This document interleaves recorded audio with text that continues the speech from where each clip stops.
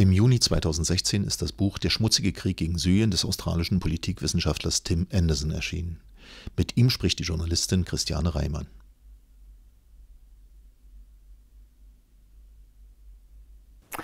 Well, Syria is one of the countries of the so-called Arab Spring, you know, which happened in the total Maghreb area, went to Bahrain, Egypt, Lebanon, of course Syria. And what happened to the Arab Spring? The Arab Spring is a Western concept, first of all. Those countries are very different in many respects, so the protests against a pro-US military president in Egypt was quite different to what was going on in Syria. But there were some connections because there was indeed a political protest movement in Syria in early 2011. But something separate happened during that protest movement. There was an Islamist uprising at that very time. Now I think the Western narrative says it was a protest movement that turned into a popular uprising and armed revolution. It wasn't that. There were two things. There was a Islamist uprising which had precedents. It had happened before in Syria, almost 30 years before. There was an Islamist uprising in Hama in Syria. It was supported at the time by some of the same forces that supported this one, Saudi Arabia, Jordan, some elements in Lebanon, backed with, you know, the invisible hand of Washington there also. But what happened in 2011 was rather different because the internationalization of this conflict grew very, very strong. In fact, it would have been resolved in Syria within a matter of months if it hadn't been heavily internationalized. And it was internationalized from very early days. Maybe, was it planned to be internationalized? I'm wondering if it was, because, well, it was in the Middle East too. I think it, when I remember correctly, it was in 2006 when Condoleezza Rice, together with the Israeli president, presented the concept of the new Middle East while the Israeli Air Force bombed Lebanon. Exactly. It's a very cynical situation. Yes. So it was it planned? Can you plan an uprising like an Arab Spring? Or? Not so much exactly the particular uprising. You plan a strategy for a region. And we know now, because a lot of evidence has come out from independent evidence and evidence from the side of Washington, for example, or the side of NATO, let's say, that those plans to change the Middle East, to reshape the Middle East, began 15 years ago at least, with the idea that from the Pentagon that they were going to overthrow 7 governments in 5 years, for example. And we know, of course, about the invasions of Afghanistan and Iraq. With Syria, they had this on their minds for many decades, but they were deterred by the fact that Syria was a fairly strong state with a relatively strong army, and it had a strong ally, 2 strong allies in the form of Iran and the Soviet Union in the past, and of course in more recent times Russia. So that was always a deterrent. So the particular circumstances of the Islamist uprising in Daraa in the south of Syria were unique. We know now that it was armed by Saudi Arabia. They have admitted it publicly. We know that, for example, there was a great deal of repression of the facts about the level of the conflict in the early months. But even it appears in the Western media in April 2011, in the 2nd month, that the so-called Free Syrian Army were using genocidal slogans in Syria. Christians to Beirut, Alawites to the grave. That was being reported in the Western media. The Western media was reporting that hundreds of security forces were being killed in April, throughout April and May. But a Western narrative emerged where it was said that these were peaceful protesters for the first 6 months. So those contradictions emerged very early on if you were paying attention. If you weren't paying attention, if evidence really wasn't important, then the Western narrative really is the same today as it was back then. These were peaceful protesters. They were people uprising against a dictatorship, a dictator who was killing his own citizens, that the Western powers had to step in to arm the moderate rebels against the extremists. These are all complete fictions created and maintained in the Western media, so long as the conflict goes on. But in Daraa, let's talk about Daraa in the beginning, because it's quite important for the understanding of the Syrian conflict, in the public in Germany too. Because still about Daraa there exists one mainstream story, and it is the story that children went to demonstrate, and they were took into prison, and they had a quite aggressive reaction of the regional and national power. That's the story, children. But I think a lot of that's true. A lot of that is true. What is not true, and what is not recognised well, is that the political demonstrations and whoever was arrested there and the Islamist armed uprising were two distinct things. They didn't merge one into the other, they were quite separate things. Indeed, when a lot of the people involved in the political mobilisations realised that it was Saudi-funded Muslim Brotherhood and extremist Islamist insurrection, they moved back to the state, if not to the government. I've met a lot of people, for example, who are not necessarily supporters of the government party, or what was then the one-party system. They wanted an end to the one-party system, they wanted an end to corruption. They were afraid of the political police. But when they saw the Islamist insurrection, they went back to the state and supported the army against the Islamists. So there were people who went to jail because of the secret police before 2011, who support the government now, as well as the state, against the Islamists. So things changed very quickly in Syria, and there's a number of stories about that in my book, and they were reported to a certain extent in the Western media, but they didn't form part of the Western narrative.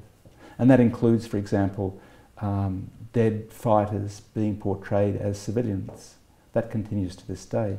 You have, for example, numbers that appear of civilians killed by Syrian bombing or Russian bombing, and they come from a man in England who is linked into the Islamists who says, oh, 31 civilians killed today. It's the same narrative, and even though if you look more closely you can find other stories, but there's been an incredible monolithic narrative in the Western media about this conflict. So can one say this thesis that the main Western powers are going together, are allied with the Islamists, with the Muslim Brothers? Is that the key strategy of the new Middle East? Yes, and that was what Condoleezza Rice, the former US Secretary of State, was implying when she said that we need a process of creative destruction to remodel this state. Remember, the circumstance then was not Syria, the circumstance was Iraq. So the Bush administration in 2005 and 2006 created what is now called ISIS. It was called Al-Qaeda in Iraq, or the Islamic State in Iraq. And the origins of that were spelt out in 2007 in an article by the US journalist Seymour Hersh, who talked about the redirection, and it was the creation of sectarian conflict in Iraq to prevent Baghdad getting close to Tehran.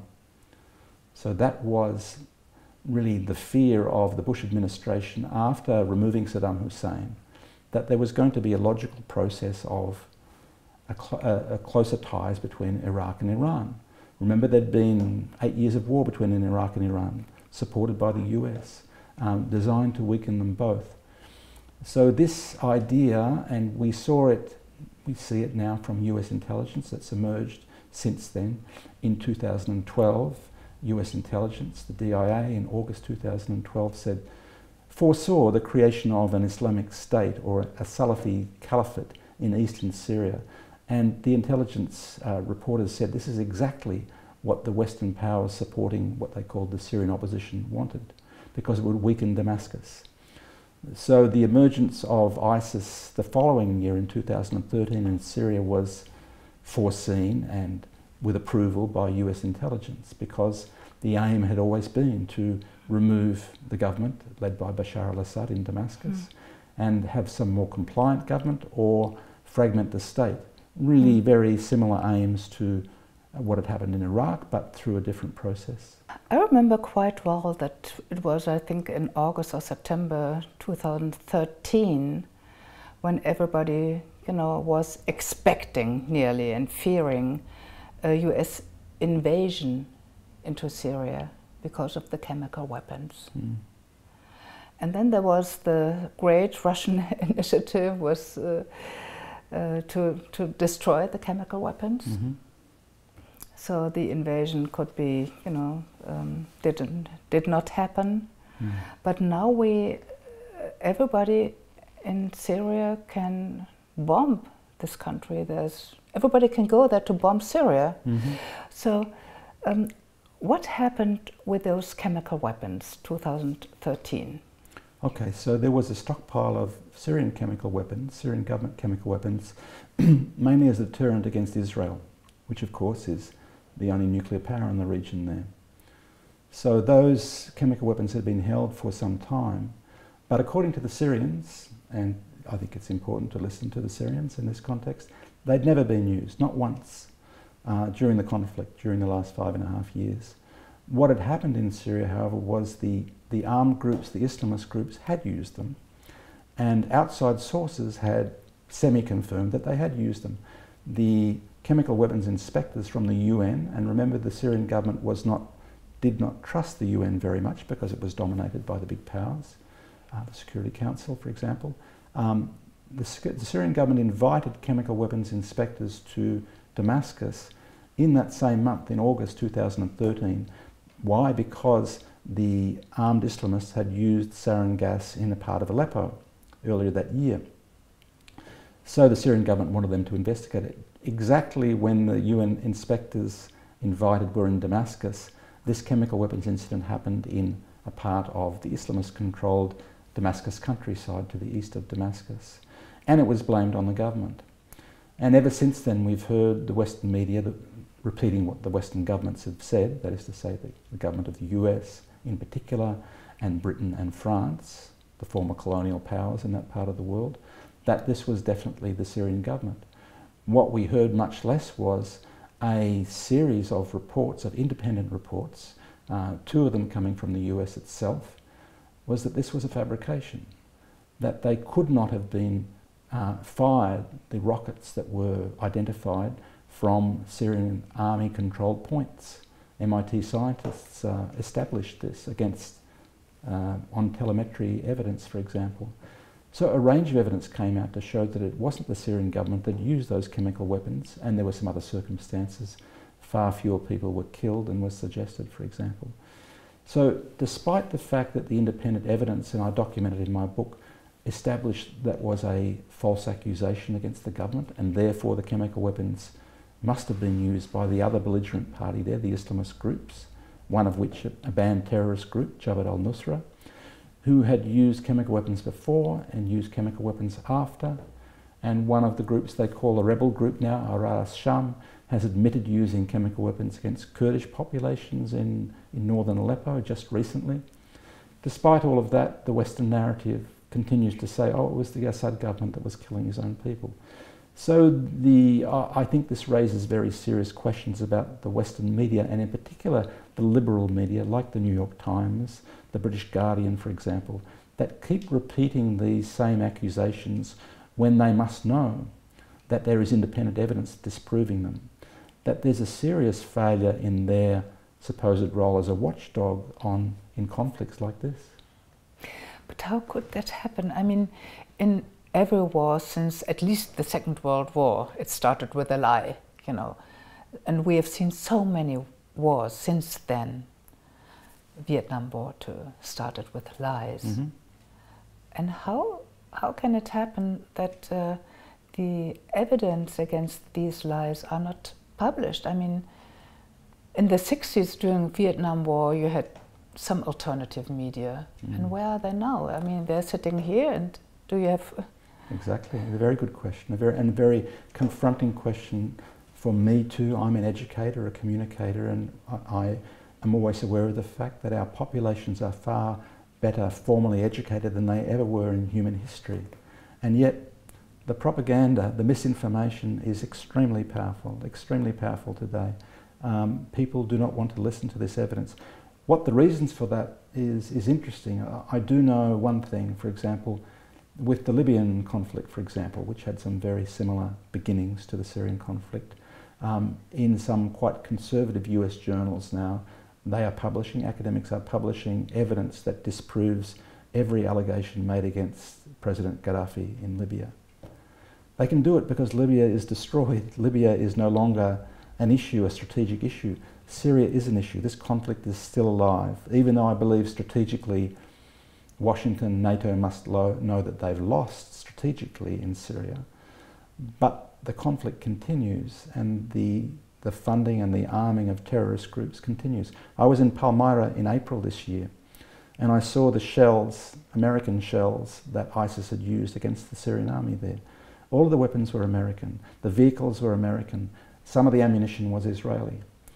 But the US military presence in eastern Syria didn't stop ISIS going in across hundreds of kilometres of desert to take over Palmyra, and it didn't lift a finger to help kick ISIS out of Palmyra. That was the Syrian army that did that and wore the cost of several hundred Syrian soldiers who died in that process.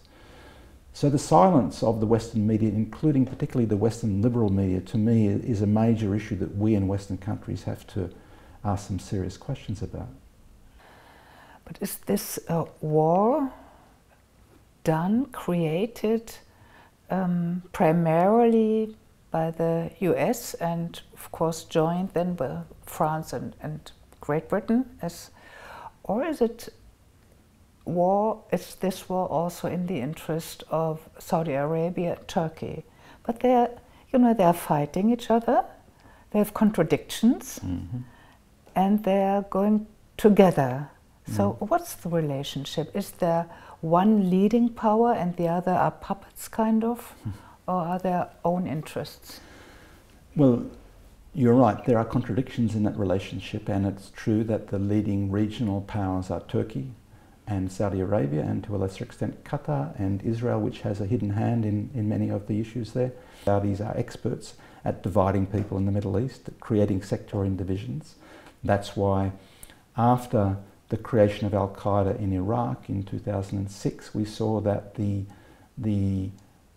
nationality of the members of that group within a very short space of time were 40 to 50% Saudis, for example, and then Northern Africa and other parts of the region there. So the internationalization of this conflict, then with the opening of the Turkish border, 800 kilometers of border between Turkey and Syria, which is where the majority of the international jihadis come from, relatively freely, and open lines for terrorists to cross into Syria. Of course, not without dangers for the Turkish people, not without dangers for the European people, that there will be a blowback into European countries and Turkey, not so much into the United States. Turkey has some different interests to Saudi Arabia. It has some different interests to the United States too. The role that the US has used with some of the Kurdish leadership in the north of Iraq, for example, that the Turkish government has relations with also, and I don't know what the Kurds in Turkey think about that sort of relationship. There are a lot of contradictions in there. But if you look at the big picture, it has always been a game plan to overthrow Damascus, and if not get a compliant regime in Damascus, then to fragment the country. And that was the plan in Iraq too, and still is to a degree. There were efforts, and still are, to solve the conflict by negotiations, diplomatic negotiations, Geneva 1, 2 and 3. 3 is still running. It's interrupted, but it's still on the way. You just mentioned Hillary Clinton. I mean, she was always insisting on a regime change. And I think she still is. So there were diplomatic efforts. And what do you think about them? What can they do? What can the international community do for this conflict? And especially, which forces do you see in Syria itself that can contribute to a solution? Well, I think one problem of the peace process in Geneva has some good elements to it, I believe. I was in Syria in April, and there had been ceasefires that were effective in certain areas. So, for example, when I was there in April, there had been no bombing of Damascus for 40 days.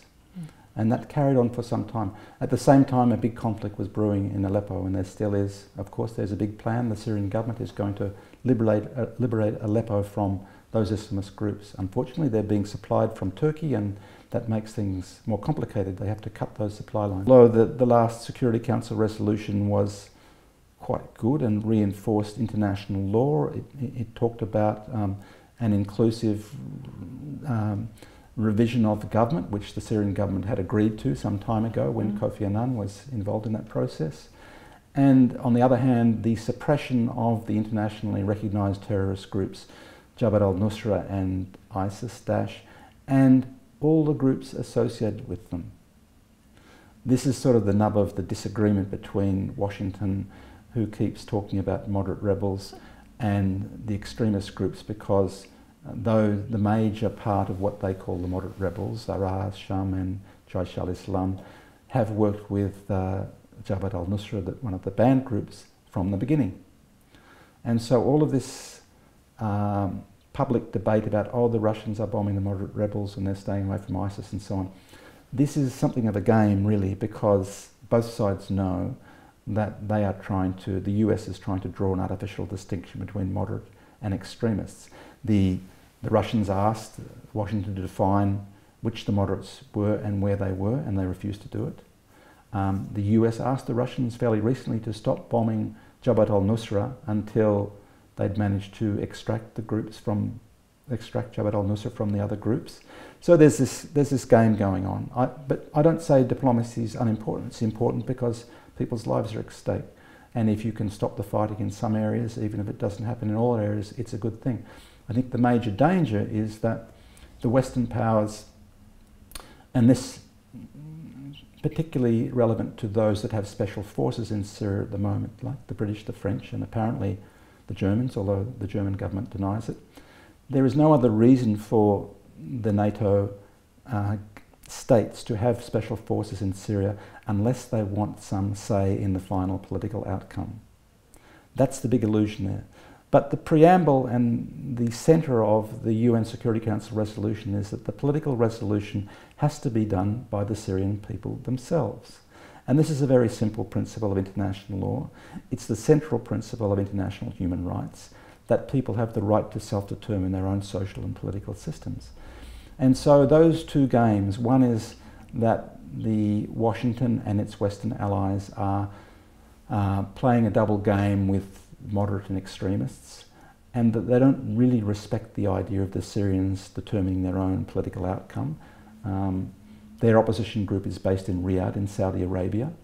They have no particular constituency, demonstrable constituency in Syria itself. They continue to insist on the resignation of the Syrian government. That's the problem, that really the Western interpretation of the UN Security Council resolution is a very twisted one. And unfortunately, until they give up the ambitions to try and reshape Syria, the war can continue even without prospect of success. This is the awful thing. I think those of us that remember the Vietnam War know that the Americans lost in 1968. But the war went on for how many more years? 7 more years, I think. Yes. It extended into other countries. Millions of people were killed. That's the awful thing that bothers me about this conflict, that even without prospect of success in geostrategic terms, a war can continue because it suits a big power to weaken that state.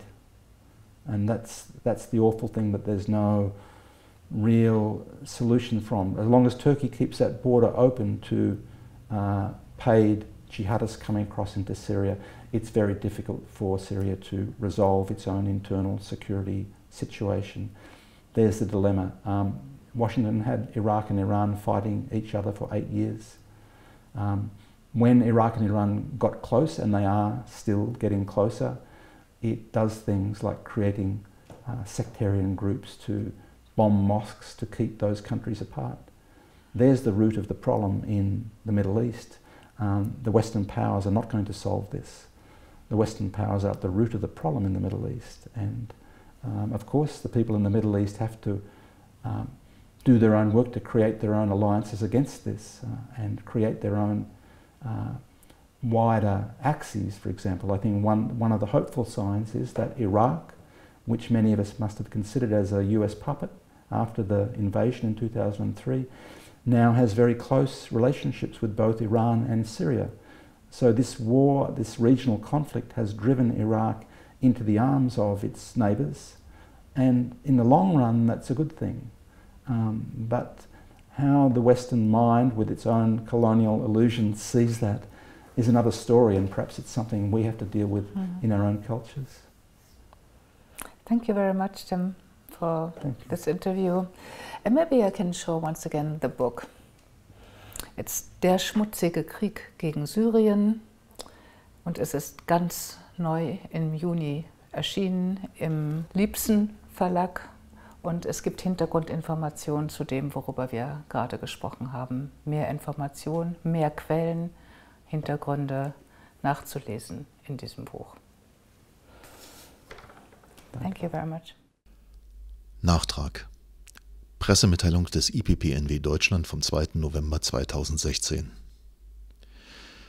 Das Zentralkommando der US-Streitkräfte CENTCOM hat entgegen früherer Behauptungen zugegeben, dass US-Kampfflieger Uranmunition in Syrien eingesetzt haben. Uranmunition ist panzer- und bunkerbrechend und setzt beim Aufprall auf das Ziel hochtoxische, radioaktive Uranoxide in Nanopartikelgröße frei. In den Einsatzgebieten dieser Munition sind Krebserkrankungen und Missbildungen bei Neugeborenen gehäuft aufgetreten.